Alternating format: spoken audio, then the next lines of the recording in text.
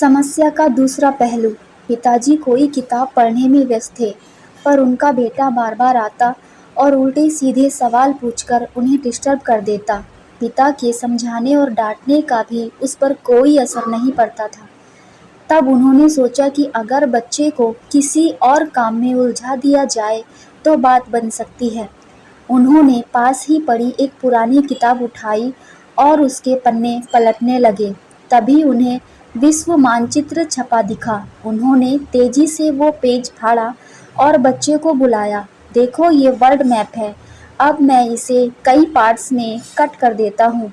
तुम्हें इन टुकड़ों को फिर से जोड़कर वर्ल्ड मैप तैयार करना होगा।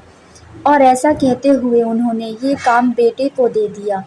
बेटा तुरंत मैप बनाने में लग गया और पिता यह सोचकर खुश होने लगे कि अब वो आराम से 2-3 घंटे किताब पढ़ सकेंगे। लेकिन ये क्या, अभी 5 मिनट ही बीते थे कि बेटा दौड़ता हुआ आया और बोला, देखिए पिताजी, मैंने मैप तैयार कर लिया है। पिता ने आश्चर्य से देखा। मैप बिल्कुल सही था। तुमने इतनी जल्दी मैप कैसे जोड़ दिया? ये तो बहुत मुश्किल काम था। कहाँ पापा, ये तो बिल्कुल आसान था। आपने जो पेज दिया था उसके पिछले हिस्से में एक कार्टून बना था।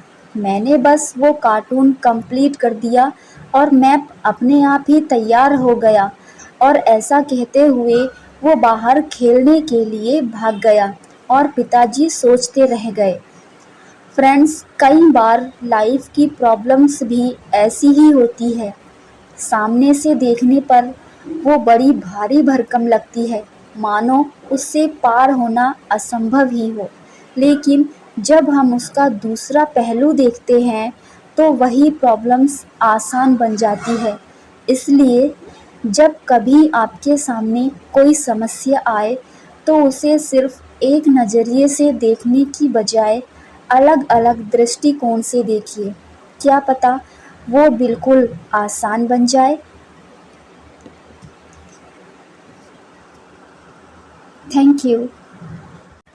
ऐसी ही और प्रेरणादायक कहानियों के लिए चैनल को सब्सक्राइब कर लें। Thank you.